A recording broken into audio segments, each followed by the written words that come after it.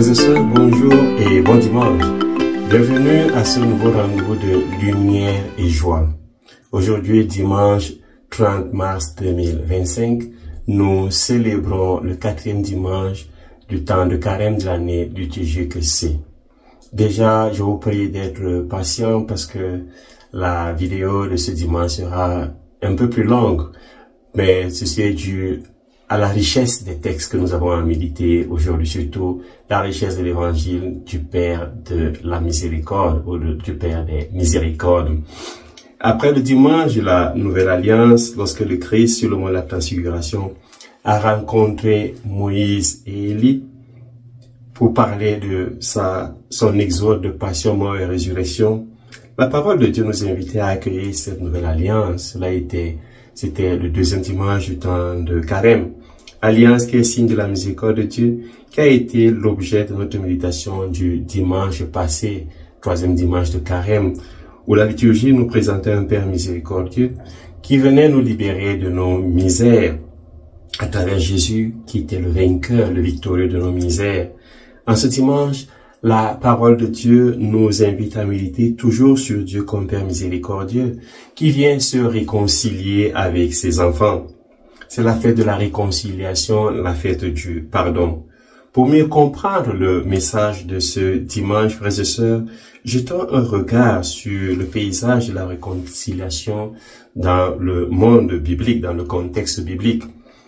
La grande fête de la réconciliation était célébrée lors du Yom Kippour, qui est le jour du grand pardon. C'était le jour pendant lequel le pénitent ne mangeait pas. Il ne portait pas de chaussures en cuir. Il n'aurait pas son corps de lotion. Il ne se lavait pas. Il n'entretenait pas de relation conjugale. Ce cadre nous permet de comprendre l'action du Père dans l'évangile de ce dimanche vis-à-vis de ses fils. Nous allons méditer ce dimanche sur la réconciliation, qui est l'expression de la miséricorde du Père. Contrairement à ce que j'ai l'habitude de faire dans les vidéos, en présentant des thèmes, je vais parcourir le thème de l'évangile de ce dimanche de façon linéaire. Je ferai des références chaque fois aux autres textes de la liturgie de ce jour et aussi une référence au sacrement de la réconciliation, communément appelé le sacrement de confession. Mais avant d'entrer dans cette lecture linéaire de l'évangile de ce jour, j'aimerais vous présenter d'abord les deux fils. Déjà, le fils cadet. Le fils cadet est celui qui a décidé de renier son père et de son frère en exigeant sa part d'héritage en quittant la maison paternelle. Demander l'héritage, c'est se débarrasser du propriétaire et de l'héritier légitime qui est le fils aîné. Le fils cadet revoque ses liens de filiation et renie les liens de fraternité. Il s'éloigne de son père, de sa famille. Cet exil montre comment tout péché nous éloigne de la maison familiale, de l'église, de la communauté. Ensuite, il mène une vie de désordre, il dilapide ses biens. Enfin, il se laisse souiller par les porcs, animal impur. Le fils aîné, lui aussi, renie son père et son frère. Il dit, « Ton fils que voici », en parlant à son père. Il ne mène pas une vie de désordre, mais observe la loi sans aimer son père. Il se considère comme esclave. Il accuse son frère de luxure en disant qu'il a gaspillé son argent avec des prostituées. En pensée, il commet le péché qu'il attribue à son frère. Il est lui aussi souillé. Ensuite, il ne veut pas faire partie de la joie de son père, la joie de la fête familiale. Frères et sœurs, nous portons ces deux fils dans nos cœurs. Il y a des jours où nous agissons comme le fils cadet, rebelle et assoiffé d'une fausse liberté. Il y a des jours où nous sommes comme le fils aîné, apparemment soumis, mais enveloppé dans une vie d'hypocrisie. Mais il n'y a que l'amour paternel qui nous remet à notre véritable place.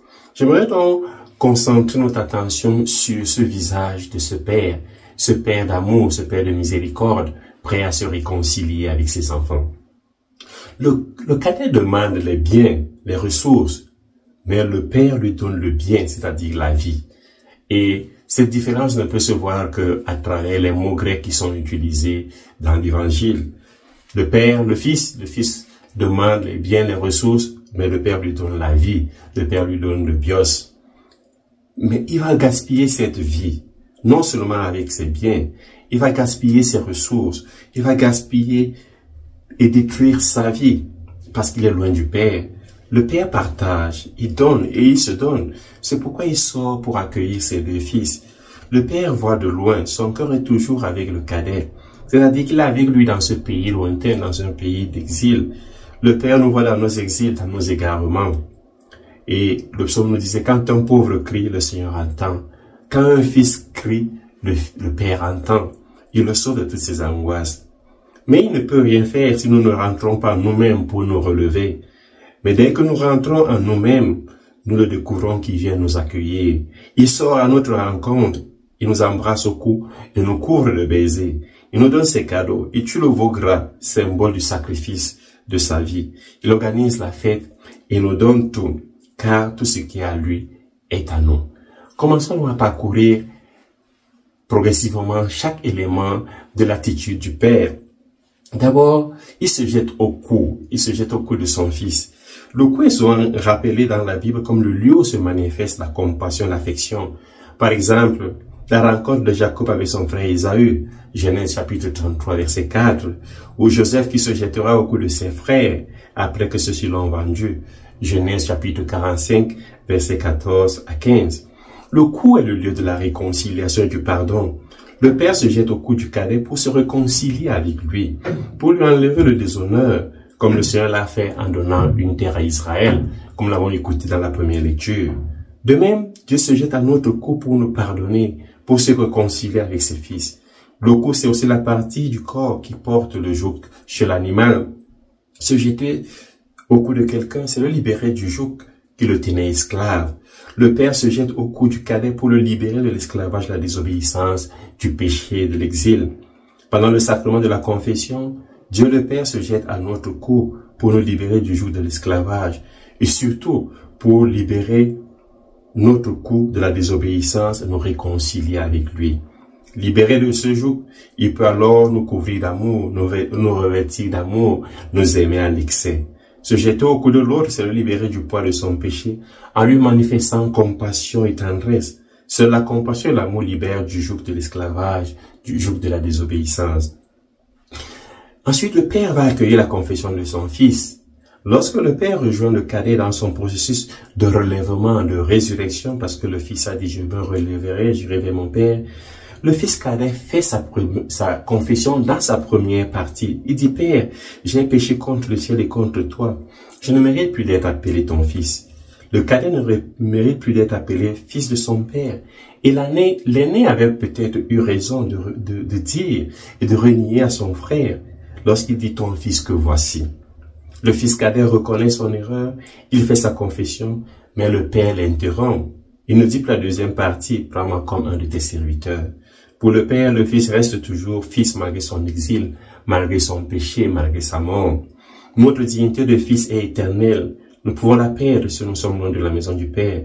Mais tant que nous revenons vers le Père, ce qui nous appartient sera toujours disponible, prêt à être utilisé. Le vêtement. Le vêtement a une portée symbolique dans l'univers biblique. Dieu avait fait le vêtement à Adam et Ève après leur péché pour couvrir leur nudité, conséquence de leur désobéissance, de leur péché.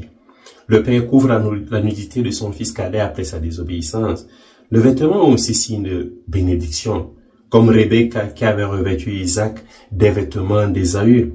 Le Père, en revêtant le cadet d'un vêtement, lui donne non seulement la dignité de fils, mais aussi il le rétablit dans la fraternité avec son frère aîné, qui, comme Ésaü était parti à la chasse, lui était au champ.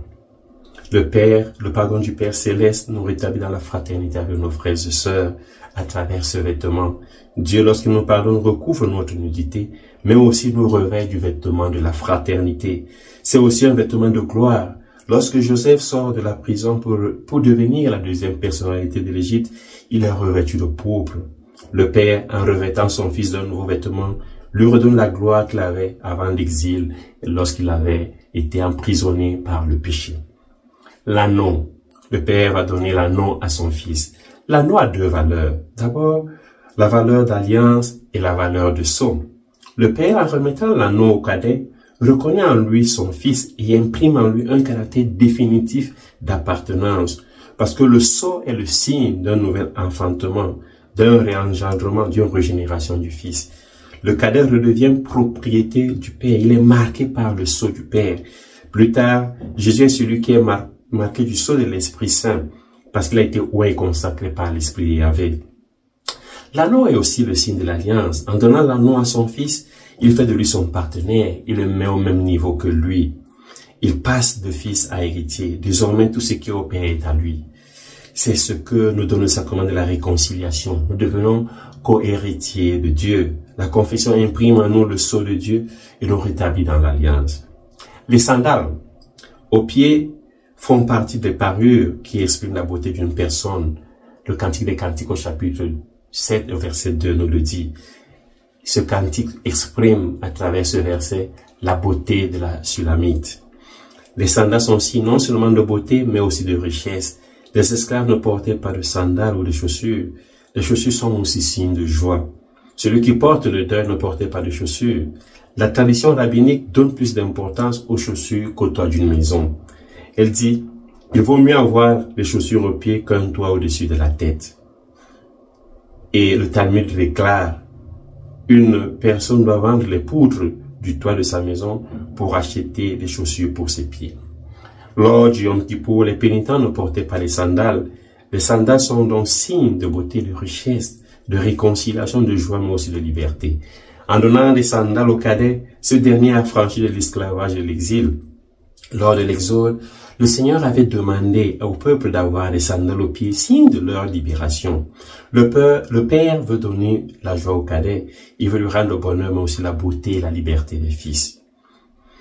Le veau gras. Littéralement, c'est le veau nourri aux graines, le veau engraissé aux graines de blé. Ce veau gras exprime l'abondance dans la maison du Père. Il est nourri au grain. C'est le seul grain qui fabrique le pain en abondance qui nourrit les salariés, comme l'avait dit le fils cadet. Alors que normalement, l'alimentation du veau est le lait maternel et plus tard le fourrage, le veau dans la maison du Père est nourri à la graine. Les animaux sont nourris au blé, ce qui manifeste l'abondance du pain, l'abondance de la vie. Il n'y a pas que les ouvriers et serviteurs qui ont du pain en abondance. Même les animaux ont du pain en abondance dans la maison du Père. Ceci contraste avec la situation du fils cadet, dans son exil où les porcs mangent l'aliment des animaux de surcroît impur. Lui, il ne peut pas manger cet aliment, alors que les animaux chez lui mangent le pain. Dans la maison du Père, il y a le pain en abondance. Il n'y a pas de famine chez le Père. Ce veau est aussi symbole du pardon. Parce que, souvenons-nous, le veau est l'animal, symbole du péché, de l'idolâtrie dans le livre de l'Exode. Il deviendra aussi l'animal, autant pour moi, pour l'expiation du péché du prêtre de la communauté. Immoler le veau gras, c'est mettre fin à l'idolâtrie du cadet, qui a renoncé au commandement du Père pour adorer le Dieu de sa personnalité et les dieux du pays lointain de l'exil. C'est mettre fin à l'idole du veau d'or qui est présent au plus profond de chacun d'entre nous, l'idolâtrie de notre ego, le veau d'or du narcissisme. Le sacrifice du veau gras est la réparation du veau d'or du Fils, mais aussi c'est le contraste entre le veau animal, le sacrifice à Dieu, et donc animal divin, en opposition au porc animal impur. Le geste du Père est le geste du rétablissement du Fils dans la communauté. La fête et les danses. Dans la maison du Père, il y a la joie, il y a le pain, il y a la vie.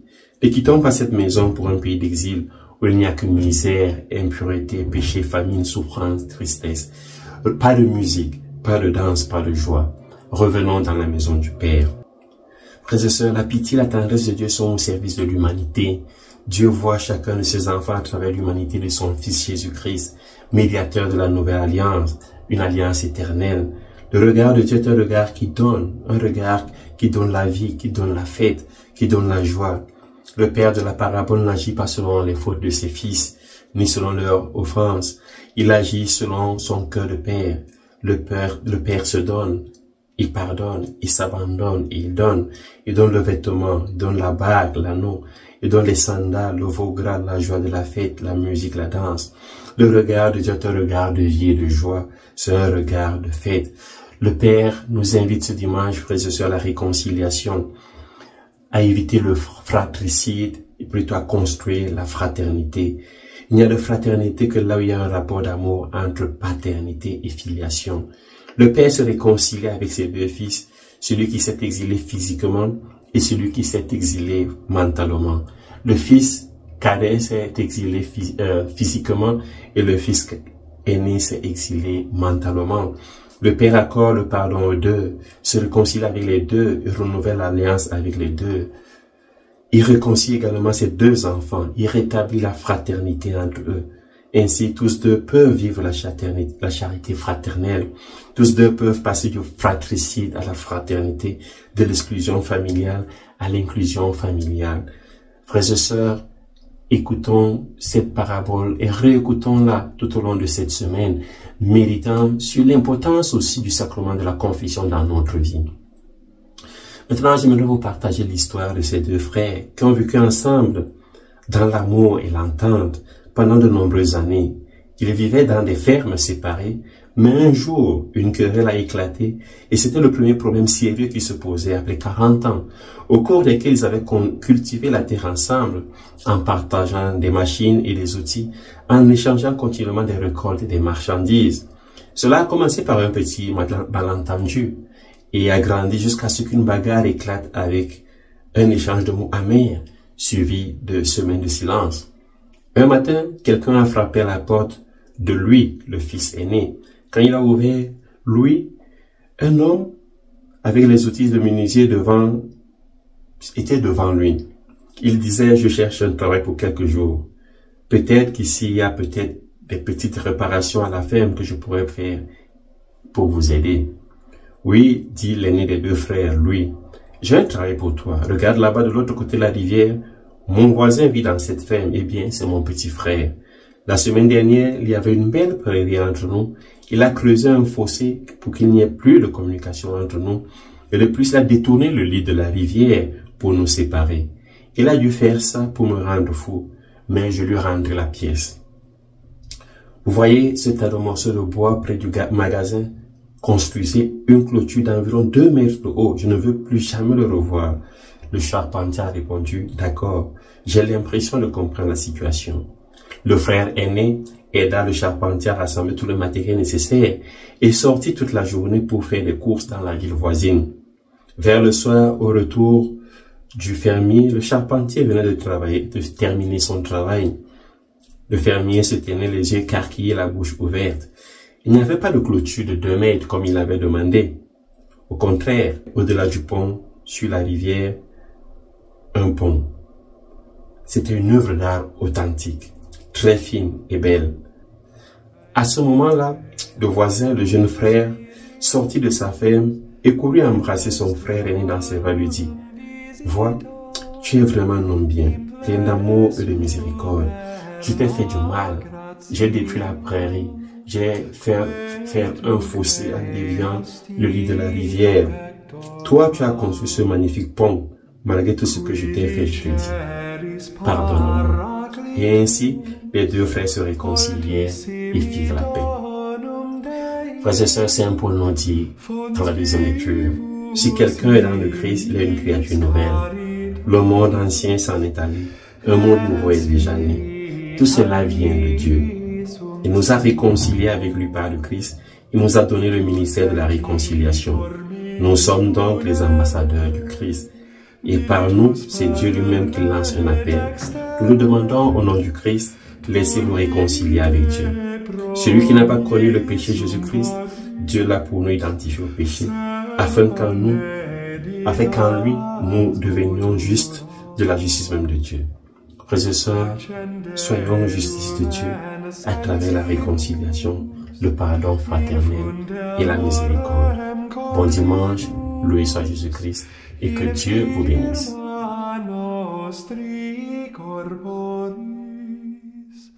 Virtute firmans perpeti, hostem repellas longius, pacemque dones protinus, ductore sic te pre